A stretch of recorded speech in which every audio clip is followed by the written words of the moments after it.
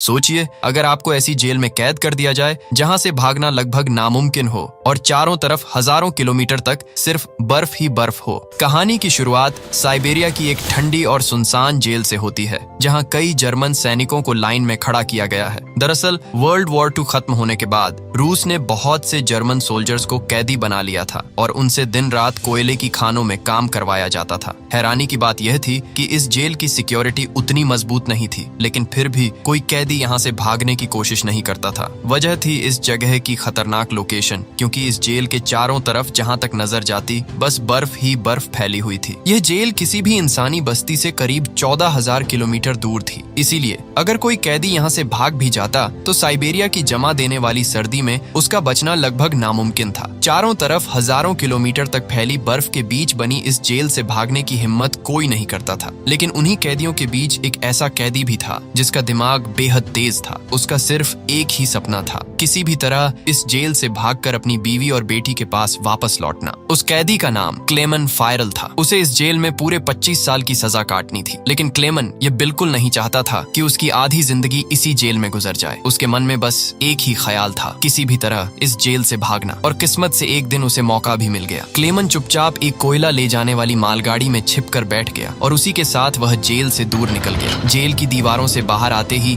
जब उसने खुले आसमान में चमकते सितारों को देखा तो वह खुशी से झूम उठा। लेकिन यह आजादी ज्यादा देर टिक नहीं सकी। थोड़ी ही दूरी पर उस मालगाड़ी को रोक लिया गया। क्लेमन ने जैसे ही बाहर झांक कर देखा, उसके सामने एक रूसी सैनिक बंदूक ताने खड़ा था। बदकिस्मती से वह यहीं पकड़ा गया। जेल से भागने की कोशिश के जुर्म में उसे सख्त सजा दी गई और इस बार उसे एक ओपन एयर सेल में बंद कर दिया गया। यहाँ कोई छत नहीं थी, बस ऊपर खुला आसमान और चारों तरफ जमा देने वाली ठंड। उस ओपन एयर सेल में सर्दी इतनी ज्यादा थी कि क्लेमन की हालत खराब हो गई। ऊपर से रात में होने वाली बारिश ने उसकी मुश्किल और बढ़ा दी। वह वहाँ कुछ घंटों के लिए नहीं बल्कि पूरे 2 दिनों तक उसी खुले सेल में बंद रहा। जमा देने वाली ठंड और लगातार गिरती बारिश के बीच क्लेमन किसी तरह उन 2 दिनों को सहता रहा। 2 दिन बाद अगली सुबह जेल का वार्डन उसके पास आया और उसे उस सेल से बाहर निकाल लिया। हैरानी की बात यह थी कि वार्डन ने उसे खुद टॉर्चर नहीं किया। उसने बस इतना कहा, तुम्हारे साथी बेसब्री से तुम्हारा इंतजार कर रहे हैं। क्लेमन को अभी यह समझ नहीं आया था कि उसका क्या मतलब है, लेकिन जैसे ही वह अपने साथियों के पास पहुंचा,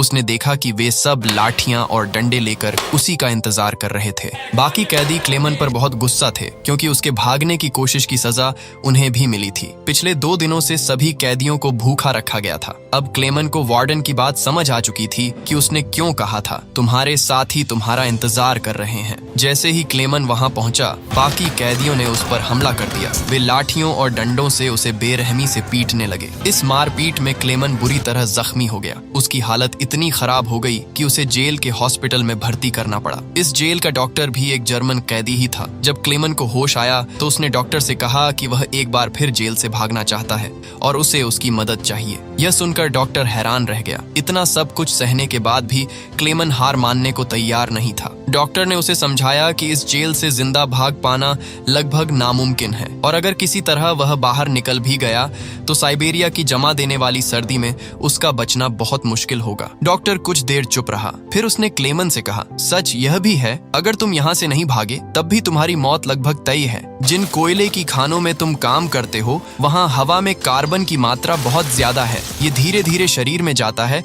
और कैंसर जैसी खतरनाक बीमारियां पैदा करता है। यानी यहाँ रहना भी उतना ही खतरनाक है। यही सोचकर डॉक्टर ने क्लेमन से कहा, तुम्हें एक आखिरी बार इस जेल से भागने की कोशिश जरूर करनी चाहिए। इसके बाद डॉक्टर ने अपनी अलमारी खोली और अपने सारे गर्म कपड़े, जूते और जरूरी सामान निकालकर क्लेमन को दे दिए। वह चाहता था कि इस बार क्लेमन पूरी तैयारी के साथ निकले। साथ ही डॉक्टर ने उसे एक जरूरी जानकारी भी दी। उसने बताया कि रूसी सैनिक अक्सर अपना खाना रेलवे लाइनों के पास छुपा कर रखते हैं ताकि जरूरत पड़ने पर उन्हें आसानी से मिल सके। ये जानकारी अब क्लेमन के लिए आगे के सफर में बहुत काम आने वाली थी। इसके साथ ही डॉक्टर ने क्लेमन को अपनी एक बंदूक भी दे दी ताकि जरूरत पड़ने पर वह अपनी हिफाजत कर सके। दरअसल डॉक्टर ने यह सारा सामान पहले से ही इकट्ठा कर रखा था, क्योंकि वह खुद भी कभी इस जेल से भागना चाहता था। लेकिन 1 हफ्ते पहले ही उसे पता चला कि वह कैंसर का मरीज है और उसके पास अब शायद 1 महीने से ज्यादा समय नहीं बचा है। इसीलिए उसने फैसला किया कि अब यह मौका क्लेमन को मिलना चाहिए। डॉक्टर ने क्लेमन को एक लंच बॉक्स भी दिया और उससे कहा, अगर तुम जिंदा बच गए तो इसे मेरी फैमिली तक पहुंचा देना। और उन्हें बता देना कि मैं अब इस दुनिया में नहीं रहा। उसी रात अंधेरे का फायदा उठाकर क्लेमन एक बार फिर जेल से भाग निकला, लेकिन इस बार उसने मालगाड़ी का सहारा नहीं लिया बल्कि पैदल चलने का फैसला किया। वह पूरी रात लगातार चलता रहा और सुबह होने के बाद भी नहीं रुका, क्योंकि उसे हर पल डर था कि कहीं रूसी सैनिक उसे फिर से पकड़ न लें। सुबह जब वार्डन को पता चला कि क्लेमन जेल से फरार हो चुका है तो वह सीधे डॉक्टर के कमरे में पहुंचा। उसे शक था कि इस भागने में डॉक्टर का हाथ जरूर होगा, लेकिन जब वार्डन वहां पहुंचा तब तक बहुत देर हो चुकी थी। डॉक्टर पहले ही अपनी जान ले चुका था। उसे पता था कि क्लेमन के भागने की खबर मिलते ही वार्डन उसे भयानक यातनाएं देगा। इसके बाद वार्डन ने कई रूसी सैनिकों को क्लेमन की तलाश में भेज दिया। उसने साफ आदेश दिया कि क्लेमन को जिंदा पकड़कर वापस लाया जाए। सैनिक कई दिनों तक आसपास के इलाके में उसे ढूंढते रहे, लेकिन उन्हें क्लेमन का कोई सुराग नहीं मिला। दरअसल क्लेमन की किस्मत उसका साथ दे रही थी। लगातार हो रही बर्फबारी उसके पैरों के निशानों को मिटा रही थी। इसी वजह से सैनिकों के लिए उसे ढूंढ पाना दिन ब दिन मुश्किल होता जा रहा था। कई दिनों की तलाश के बाद ज्यादातर लोगों को लगने लगा था कि क्लेमन इस भयानक सर्दी में जमकर मर चुका होगा, लेकिन वार्डन इस बात को मानने के लिए तैयार नहीं था। वह अच्छी तरह जानता था कि क्लेमन बेहद मजबूत इंसान है और इतनी आसानी से हार मानने वालों में से नहीं है। इसलिए उसने सैनिकों को उसकी तलाश जारी रखने का सख्त आदेश दिया। वहीं दूसरी तरफ क्लेमन अब भी जिंदा था। वह पूरे हौसले के साथ बर्फीले तूफानों को पार करता हुआ लगातार आगे बढ़ रहा था। जेल से भागने के पूरे 9 दिन बाद अचानक उसे कुत्तों के भौंकने की आवाज सुनाई दी। वह तुरंत पीछे मुड़ा और देखा कि एक स्लेज उसकी तरफ तेजी से आ रही है। क्लेमन कुछ समझ पाता उससे पहले ही वह स्लेज उसके ऊपर से गुजरती हुई आगे निकल गई। अचानक क्लेमन की आंख खुल जाती है और उसे एहसास होता है कि वह सिर्फ एक सपना देख रहा था। असल में क्लेमन पिछले 9 दिनों से लगातार पैदल चल रहा था और अब उसका सारा खाना भी खत्म हो चुका था। भूख और थकान ने उसके शरीर को बेहद कमजोर कर दिया था, इसलिए आगे बढ़ना उसके लिए दिन ब दिन मुश्किल होता जा रहा था। लेकिन फिर भी क्लेमन ने हार नहीं मानी और किसी तरह खुद को संभालते हुए आगे बढ़ता रहा। कुछ दिन और गुजरते हैं और आखिरकार उसका शरीर जवाब दे देता है। भूख से कमजोर होकर क्लेमन वहीं बेहोश हो जाता है। कुछ घंटों बाद जब उसे होश आता है तो उसे आसपास से एक अजीब सी आवाज सुनाई देती है। वह ध्यान से देखता है और सामने एक सील नजर आती है। यह देखते ही उसकी आंखों में उम्मीद चमक उठती है। क्लेमन तुरंत अपनी बंदूक निकालता है और पूरी ताकत से निशाना लगाने की कोशिश करता है, लेकिन कमजोरी और थकान की वजह से उसका निशाना चूक जाता है और वह सील वहां से भागने लगती है। कई दिनों बाद क्लेमन को जिंदा रहने की एक छोटी सी उम्मीद दिखाई दी थी, इसलिए वह इस मौके को किसी भी हालत में खोना नहीं चाहता था। वह तुरंत उस सील के पीछे दौड़ पड़ता है, लेकिन दौड़ते समय अचानक बर्फ टूट जाती है और क्लेमन सीधे ठंडे पानी में जा गिरता है। इस हादसे में उसके पैर में चोट भी लग जाती है। फिर भी दर्द की परवाह किए बिना वह किसी तरह बाहर निकलता है और सील का पीछा करता रहता है। अब क्लेमन फिर से निशाना लगाने ही वाला था कि तभी वह सील एक चट्टान के पीछे छिप गई। क्लेमन धीरे धीरे आगे बढ़ा और थोड़ी ही देर में उसने उसे दोबारा देख लिया। इस बार वह पानी में कूदने ही वाली थी। उसी पल क्लेमन ने अपनी आखिरी गोली चला दी। किस्मत से वह गोली सील को लग गई। ये देखते ही क्लेमन खुशी से झूम उठा, क्योंकि अब सफर के दौरान उसे खाने की चिंता नहीं करनी थी। कई दिनों बाद क्लेमन ने पेट भरकर खाना खाया,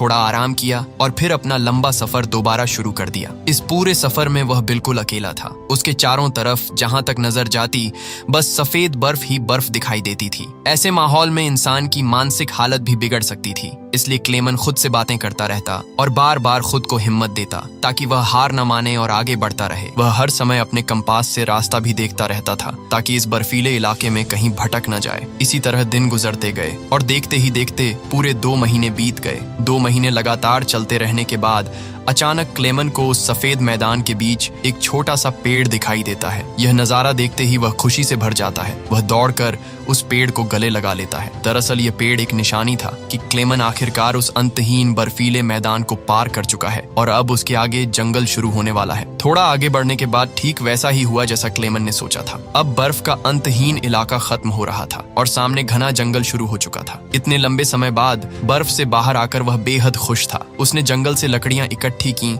आग जलाई और कई महीनों बाद पहली बार सुकून से सो गया। लेकिन अगला दिन उसके लिए कैसा होने वाला था यह कोई नहीं जानता था। वहीं दूसरी तरफ वार्डन अब भी क्लेमन की तलाश में लगा हुआ था। उसने अपनी सर्च पार्टी को आदेश दिया कि 500 किलोमीटर के दायरे में हर जगह उसकी तलाश की जाए। उधर क्लेमन जंगल के अंदर से आगे बढ़ रहा था कि अचानक वहां एक भयानक बर्फीला तूफान आ गया। हवा इतनी तेज थी कि बड़े बड़े पेड़ तक जड़ से उखड़कर गिरने लगे। क्लेमन आगे बढ़ने की कोशिश करता है, लेकिन तभी एक विशाल पेड़ टूटकर सीधे उसके ऊपर आ गिरता है। क्लेमन की किस्मत अच्छी थी कि उसी शाम वहां से 2 आदमी गुजर रहे थे। वे लोग सोने की तलाश में उस इलाके से निकल रहे थे। उन्होंने क्लेमन को देखा और वक्त रहते उसकी मदद कर दी, जिससे उसकी जान बच गई। इसके बाद वे तीनों साथ में आगे बढ़ने लगे। कई दिनों के सफर के बाद आखिरकार वे उस लंबे बर्फीले मैदान से बाहर निकल आए। आगे रास्ते में उन्हें एक दरिया मिला। उसे पार करने के लिए उन्होंने लकड़ियों से एक छोटी सी कश्ती बनाई। जब वे उस कश्ती से दरिया पार कर रहे थे तो सफर के बीच वे आपस में बातें करने लगे। वे एक दूसरे को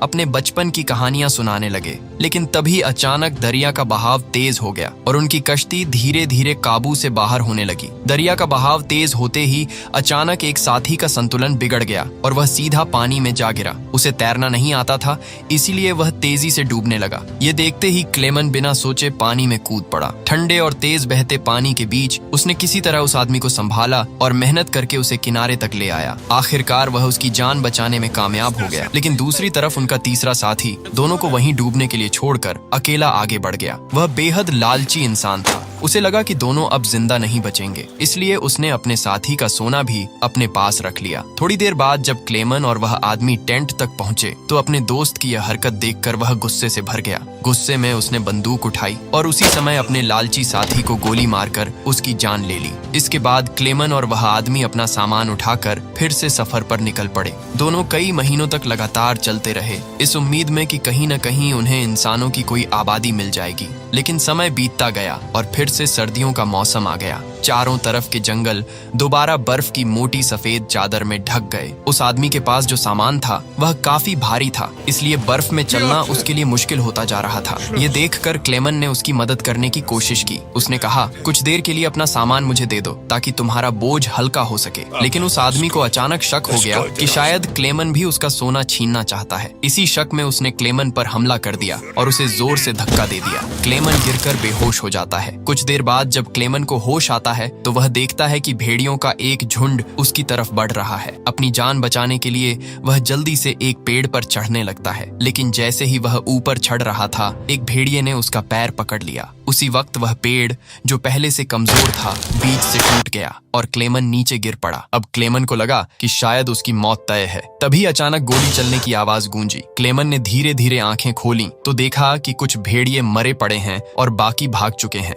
दरअसल उस इलाके के कुछ शिकारी वहां आ पहुंचे थे और उन्होंने ही उसकी जान बचाई थी। वे क्लेमन को अपने गांव ले गए, जहां गांव वालों ने उसका इलाज किया। बरसों की मुश्किलों और संघर्ष के बाद आखिरकार क्लेमन एक इंसानी आबादी तक पहुंच चुका था। लोगों को देखकर उसकी खुशी का ठिकाना नहीं रहा। वह कई दिनों तक उस गांव में रुका और गांव वालों ने उसकी खूब सेवा की। एक दिन गांव में एक चिट्ठी पहुंचती है। वह किसी और की नहीं बल्कि उसी जेल के वार्डन की होती है। उस लेटर में लिखा था कि एक जर्मन सैनिक जेल से फरार हो चुका है और अगर किसी ने उसे पनाह दी तो उसे गद्दार माना जाएगा। ये खबर सुनते ही क्लेमन समझ गया कि अब यहाँ रुकना गांव वालों के लिए खतरा बन सकता है। इसीलिए मजबूरी में उसे यह गांव छोड़ना पड़ा, क्योंकि अगर वह यहीं रहता तो वार्डन गांव के लोगों को भी सजा दे सकता था। जाने से पहले गांव वालों ने उसकी मदद के लिए उसे खाने पीने का सामान और एक शिकारी कुत्ता दे दिया। अब इस लंबे सफर में क्लेमन अकेला नहीं था। वह कुत्ता उसका साथी बन गया था, इसलिए उसे अब पहले जैसा अकेलापन महसूस नहीं होता था। दोनों कई दिनों तक साथ साथ चलते रहे।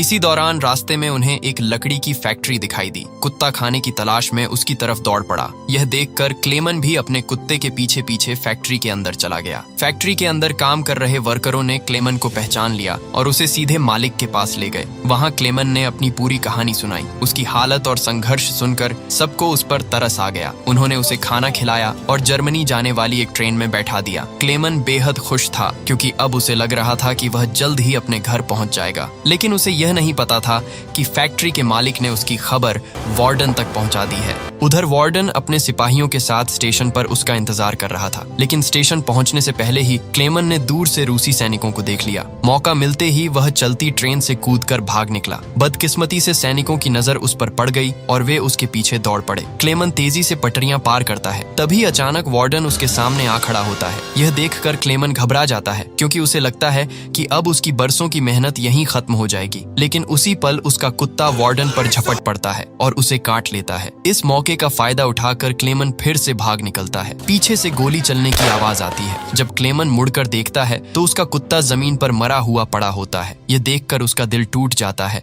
लेकिन वह रुकता नहीं। वह पूरी ताकत से आगे बढ़ता रहता है। आखिरकार वह एक पुल पर चढ़ता है और नीचे से गुजर रही ट्रेन के ऊपर कूदकर वहां से निकल जाता है। इस तरह एक बार फिर वह वार्डन के हाथों से बच निकलता है। दिन गुजरते गए और क्लेमन धीरे धीरे इस लंबे सफर में आगे बढ़ता रहा। देखते ही देखते साल 1922 आ गया। अब उसे जेल से भागे हुए पूरे 7 साल हो चुके थे। उस समय वह सेंट्रल एशिया में था और एक गांव के मेले में इधर उधर भटक रहा था। मेले में तरह तरह के खाने की चीजें लगी हुई थीं। उसका मन तो बहुत था कुछ खाने का, लेकिन उसकी जेब में एक भी पैसा नहीं था, इसलिए वह मन मारकर आगे बढ़ गया। तभी उसकी नजर 2 लड़कियों पर पड़ी जो मेले में पैनकेक बेच रही थीं। क्लेमन उन्हें देखता रहा, लेकिन पैसे ना होने की वजह से वह चुपचाप वहां से जाने लगा। तभी उनमें से एक लड़की को उस पर तरस आ गया और उसने पैनकेक का एक टुकड़ा तोड़कर क्लेमन को दे दिया। पहले तो क्लेमन को थोड़ा अजीब लगा, फिर उसने मुस्कुराकर उनका शुक्रिया किया और वह पैनकेक खा लिया। उसी मेले में एक अमीर आदमी भी मौजूद था जिसने यह सब देख लिया था। बाद में क्लेमन एक चर्च में गया और वह आदमी भी उसके पीछे पीछे वहां पहुंच गया। दरअसल वह आदमी भी कभी एक कैदी रह चुका था, इसलिए उसने क्लेमन को पुलिस के हवाले करने के बजाय उसकी मदद करने का फैसला किया। वह उसे अपने घर ले गया, जहां कई सालों बाद क्लेमन ने शेव की और अपने पुराने रूप में लौट आया। इसके बाद उस आदमी ने उसे एक नया पासपोर्ट दिया ताकि वह रूस की सीमा पार करके जर्मनी पहुंच सके। क्लेमन उसके इस एहसान से बेहद खुश हुआ। शुक्रिया अदा करने के बाद वह रूस और जर्मनी की सीमा की ओर निकल पड़ा। कुछ हफ्तों बाद आखिरकार वह बॉर्डर तक पहुंच गया। वहां मौजूद रूसी सिपाही को उसने अपना पासपोर्ट दिखाया। उस वक्त क्लेमन के दिल में डर था कि कहीं सिपाही उसे पहचान न ले या पासपोर्ट की सच्चाई सामने न आ जाए, लेकिन किस्मत ने उसका साथ दिया। सिपाही ने बिना शक किए उसे बॉर्डर पार करने की इजाजत दे दी। यह सुनकर क्लेमन की खुशी का ठिकाना नहीं रहा और वह चाहकर भी अपनी मुस्कान नहीं रोक पाया। आखिरकार क्लेमन उस पुल तक पहुंच गया जिसे पार करते ही वह अपने देश जर्मनी में पहुंचने वाला था। वह धीरे धीरे आगे बढ़ने लगा, लेकिन जैसे ही वह पुल के आधे रास्ते तक पहुंचा, अचानक उसकी आंखों पर तेज रोशनी पड़ी। उसने आंखें खोलीं और सामने वार्डन खड़ा था। क्लेमन ने घबराकर पीछे मुड़कर देखा